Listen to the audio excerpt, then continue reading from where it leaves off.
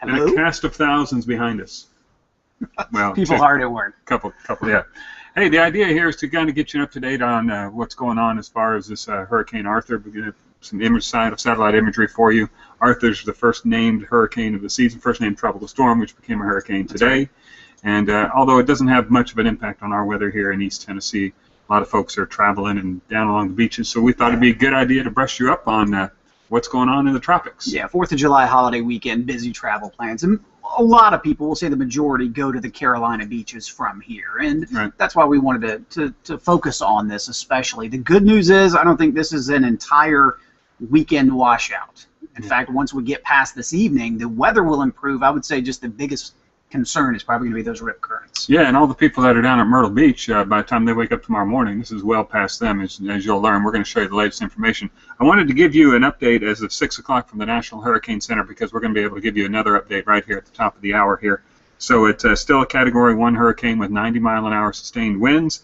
It's moving north-northeast, accelerating at 13 miles an hour. So it's picking up speed, so that's just another indication that it's not going to be around very long. Before this image goes, Ken, I wanted to show the folks this right here. This is what we call a visible satellite image, which is different from an infrared satellite image because we need a source of light to see this, and our source of light, of course, is the sun. Yeah, and so infrared basically just measures the cloud top temperatures, and you can actually see those even at night. So that's the biggest difference that we're talking about. This will still be out there while we're sleeping. We just won't be able to see it, and by the time the sun comes up tomorrow morning, then we'll be able to see it well off to the north and east. So that's what you see behind us.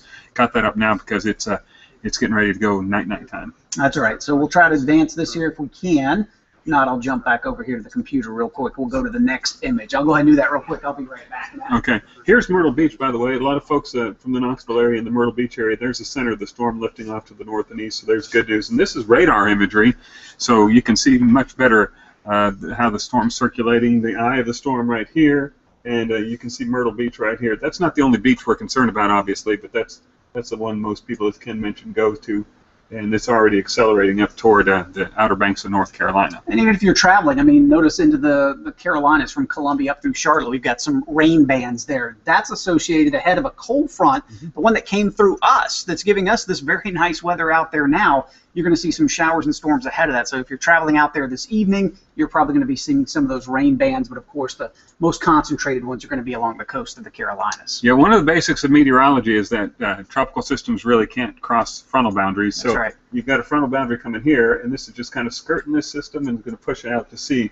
This is the frontal boundary back here that brought behind it the really cool air. I mean, I'm telling you, if you're staying here in Knoxville this weekend, you're going to see some of the best weather in the country, that's for sure, even though we're talking about this on the coast. We even mentioned that it wouldn't be surprising if some areas tomorrow night for the fireworks displays, you might need a light jacket. I mean, we're talking some 50s across the area. Hey, I think I'm going camping tonight. Let's do good. Let's do that. But again, with the cold front we were talking about coming through, if that front hadn't come through our area, which is pretty unusual for this time of year to get a cold front to come all the way through, we might be talking about this impacting maybe further inland across the Carolinas. So actually we're probably lucky in the fact that we're not doing that. All right, now we're looking at a live scan. This is out of Wilmington's radar. We can see the site right there. And the darker orange is right there on the outer eye wall is what it's called. That's where the strongest winds are concentrated.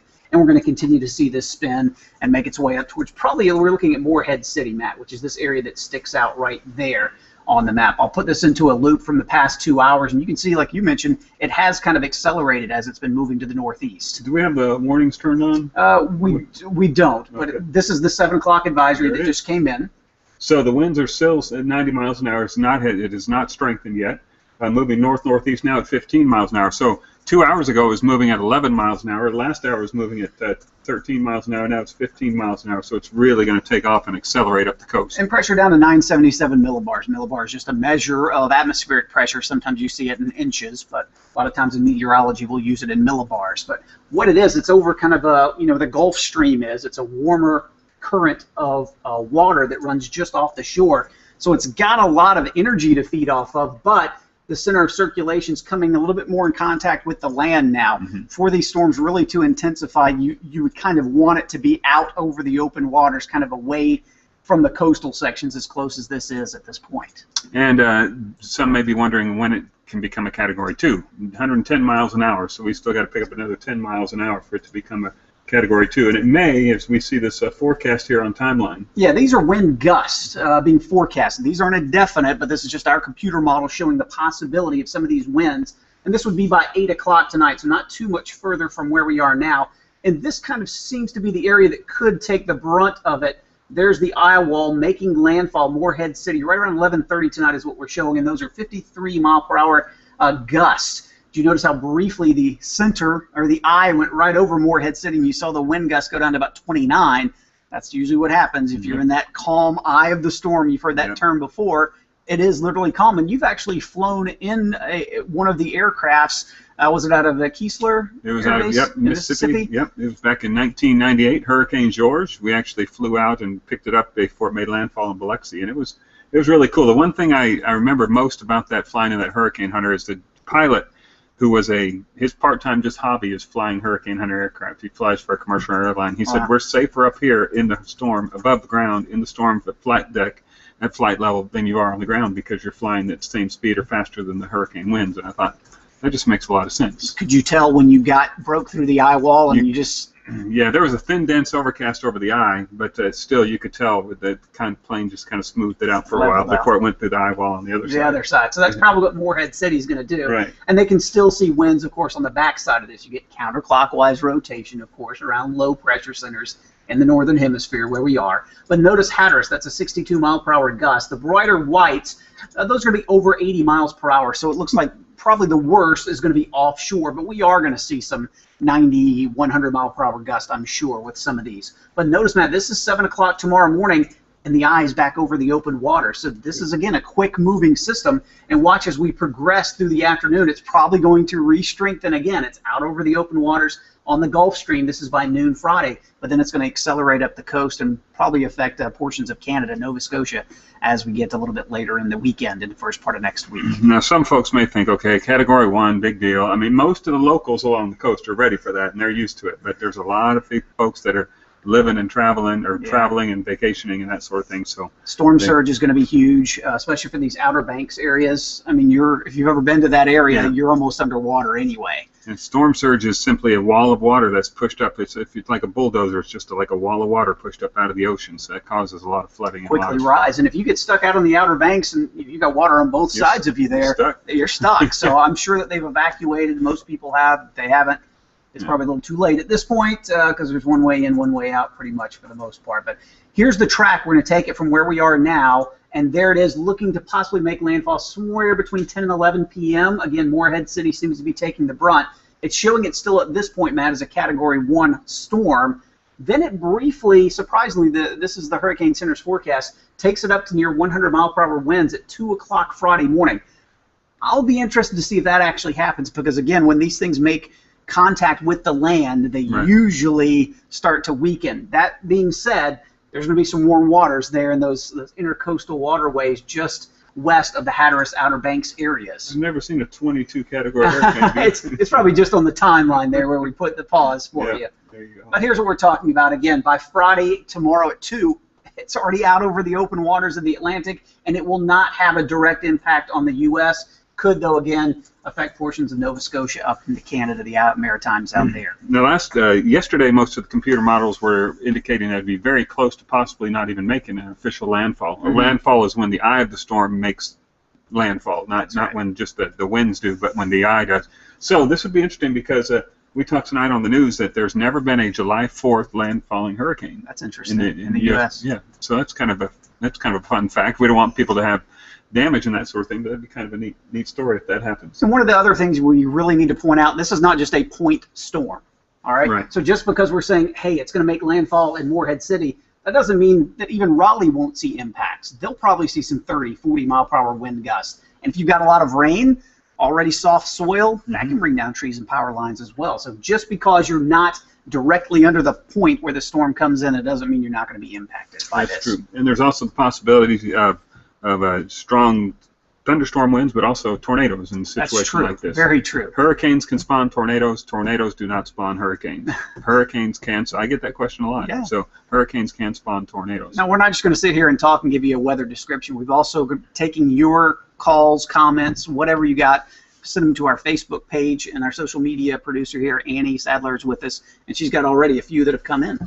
Just the first one. Yesterday the storm was a tropical storm. Today it's a hurricane. What's the difference? Wind speeds. Wind speeds at 39 miles an hour. You switch from a tropical storm. You become a tropical storm at 39 miles an hour. There it is right there. You become a Category 1 hurricane at 74 and 95. I've mentioned 100 miles an hour earlier. 96 to 110 would be Category 2. That's right. So tropical storm, basically 39 to 74 miles per hour. Tropical depression is below that. So a depression was where it would start. Then it would go to a tropical storm. If it strengthens, then to a hurricane. But once it becomes a tropical storm, it is given a name. People get asked this a lot as well. It starts with the letter A. It goes all the way to the end of the alphabet, but it doesn't include all the letters. Right. And what the World Meteorological Organization has done recently is they have a select list already picked out for about the next 5 or 6 years, and then they'll go back to that. So there is a possibility you could see another tropical storm, Arthur, in about 5 or 6 years, unless it does enough damage that the name is retired. Like there'll never be another Andrew. There'll never be another Hugo. Katrina, there'll never be one of those named again. And they alternate boy name, girl name. You know, they didn't used to alternate. That's right. They used to be all girls' names. Okay. and that's really the case. You look back to the archives, and most of the catastrophic hurricanes were females, but they decided to rotate the males in. Or even further back, they were just given like the 4th of July storm. Yeah, exactly. 4th of July hurricane of 1812 or whatever. But kind of got hard to keep up with them that way, so they did pick the name. So what would be our next one this year, Matt? Yeah, we used that as a matter of fact earlier this week. It'll be Bertha. So Bertha. Arthur's form, Bertha, and it's become very international as well. Yes. It goes from Bertha to Cristobal to Dolly. To Dolly. So we Say hello, Dolly. Can you imagine if Dolly becomes a hurricane? But what happens is the World Meteorological Organization, each representative member got to pick a name. Apparently, that's what I was told. So that's why you have at least not all American type names. Right. So that was the reason why. By the way, since 1953, Atlantic tropical storms have been named from this list that you talked about from the National Hurricane Center and the World Meteorological. So it's 1, 2, 3, 4, 5, 6. Yep. So after 20, if we go back to 2020, the first one would be Arthur again. Right. As long as this one doesn't cause catastrophic damage where they retired the name. So we got another question. We have a lot of viewers that are specifically in the Myrtle Beach area. Yes. And they are kind of looking outside and they're like, well, it's windy, but it's not too bad. Kind of what would you say to them? Well, we'll get back go back to the radar if we can, Matt. Well, the first thing is not to let down your guard. Yes. And even though the center of the storm is past Myrtle Beach and it's out to sea, winds will continue to die down as the night progresses. As the winds will start to die down as the night progresses. There it is right there. We're back here. There's Myrtle Beach. So the winds will start to die down as the night progresses. The main thing I think we'd be concerned with is some rip currents. Rip currents are a change in the direction of the water as it comes to the shore, and it can pull you under and stretch you out horizontally, which is not a good thing. So even though the center of the storm is lifting off to the northeast, I would stay indoors. Yeah, don't venture out. Yeah. Just wait till tomorrow. Hunker down where you are. The worst, we'll say, is over. We could still see some squally weather come through your area with some gusty winds. And as Matt talked about, the rip currents tomorrow, just pay attention to the local beaches. The lifeguards that are there, they'll usually have flags up, whether it's safe to swim or not. And we've gotten this before, believe it or not, people asking about rip currents. Do you have a... Go ahead. Keep talking. I'm just trying to see in Myrtle Beach. I don't know if it'll show up or not. There's a picture from Myrtle Beach, one of the webcams out there right now. There's a lot of people walking around, actually, aren't there? See, so that's in the last few minutes, courtesy EarthCam. There you go. No, what will happen is those rip currents, they actually pull you out. It's a narrow channel of water, imagine from the coast, and it pulls you out. And the first inclination is to swim back to shore, and that's the worst thing you can do because it's going to tire you out. That's an endless pool of water coming out. What they say to do is swim parallel to the coast until you get out of that strong pull of water. So you may have to swim some distance, and it may continue to carry you out, but you'll be able to tell once you break free of that current, and then you can get yourself back in. But don't fight it. Don't try to swim back into shore if you're getting pulled out. That's true. And I just tweeted out a link to our webcams that we have. If you want to go check those out, it's on our 6 News Twitter Twitter handle. All right. Okay. That's at 6 News, by the way. Or WATE Weather. At WATE Weather. Either one of those. Good. The difference between a cyclone and a hurricane. I've had that question a lot. That happens quite a lot. Of people think cyclones are tornadoes, but in this case, a cyclone is a hurricane. It's just in a different part of the world. Yes, that's or exactly a typhoon. Right. Or a typhoon. A typhoon. If you go on the other side of the international date line, over into the Asian part of the world, where I guess it'd be the Western Pacific, over into those areas that they call them typhoons. It's the same process. It's the same way these things work, and they spin obviously are different.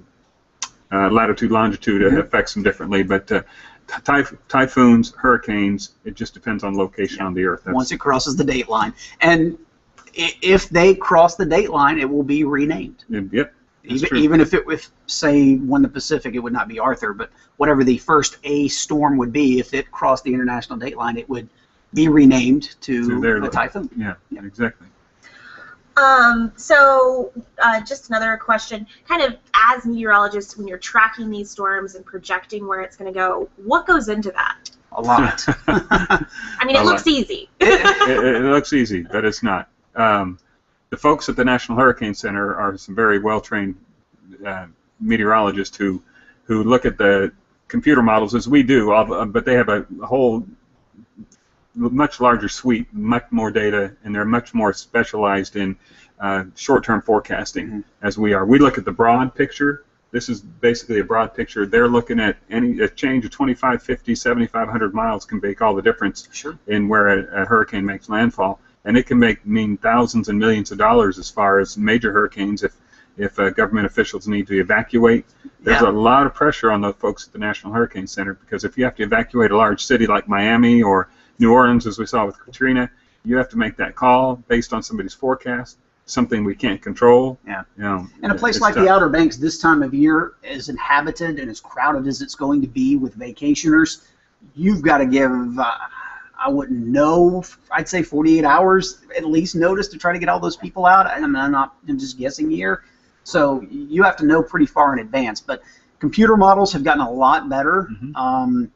Surprisingly, how close all the computer models had this. They were all pretty close in the positioning and the timing of this system.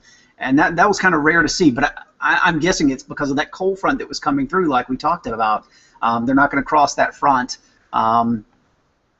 It actually helped to steer it back out. Again, if that front hadn't come through us, we probably would have had some divergence in the models as to where it was going to go, because that's what it's steered by, the upper level wind patterns. Yeah, and the other thing is, the closer we get to shore and the closer we get to major features like a cold front, it's easier to forecast. I mean, if you get this thing developing, thousands of miles out in the ocean, it's anybody's guess. So it almost looks like we're starting to see it's wobbling. The eye wobbles. It's kind of like if you ever spun a top on a table. When it starts to get towards the end, it kind of moves around, and that's what this basically is doing. It's wobbling around, but it almost looks like it's compacting just a bit. So maybe it is getting a little bit stronger.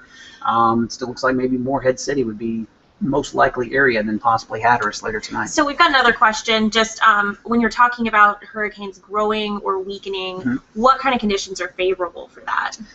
Well, it depends on where you are and where you're located, where it's headed. Onshore, is any of it reaching onshore? As Ken mentioned, a lot of times we're thinking about that becoming a Category 2, but if it's over land, you lose a little bit of energy. Yeah.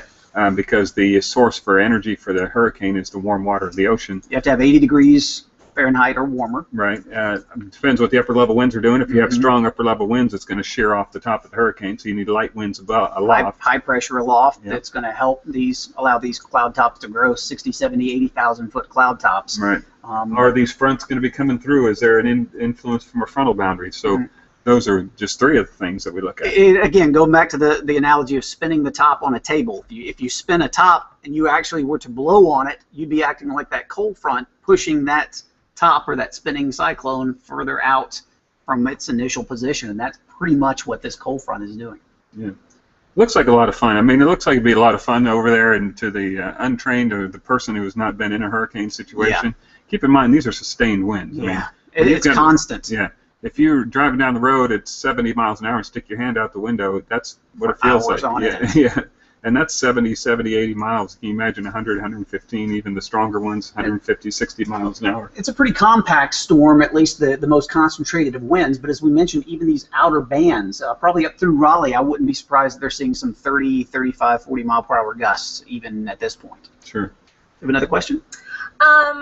Just what's it like to kind of report in the middle of a hurricane and try to be, you know, on air and all of that? I've never been actually in a hurricane. Have you? I've never been in one other than flying in the Hurricane Hunter aircraft, but people always stop me on the street and say, why do meteorologists stand out in the middle of hurricanes and tell people not to stand out in hurricanes?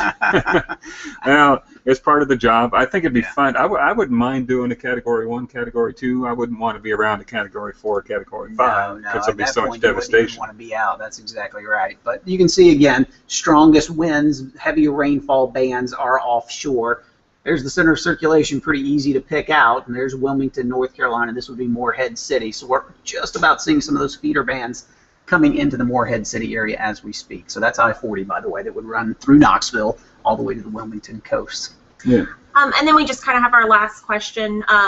You know, if people aren't at the beach and they're staying in good old East Tennessee, enjoying the 4th of July festivities, what do they have? Do they have to worry about the hurricane? Well, you know, last year we had the rain and we had the low clouds and it was just kind of nasty all day long. Tomorrow is going to be absolutely gorgeous. Ken's going to load up the forecast here, but we're literally looking at morning temperatures in the upper 50s and low 60s. You can catch that at WATE.com and get the latest there, but upper 50s and low 60s here in Knoxville. And tomorrow night as well. So the fireworks, it's going to be a beautiful night for fireworks. It's going to be a beautiful weekend here in East Tennessee.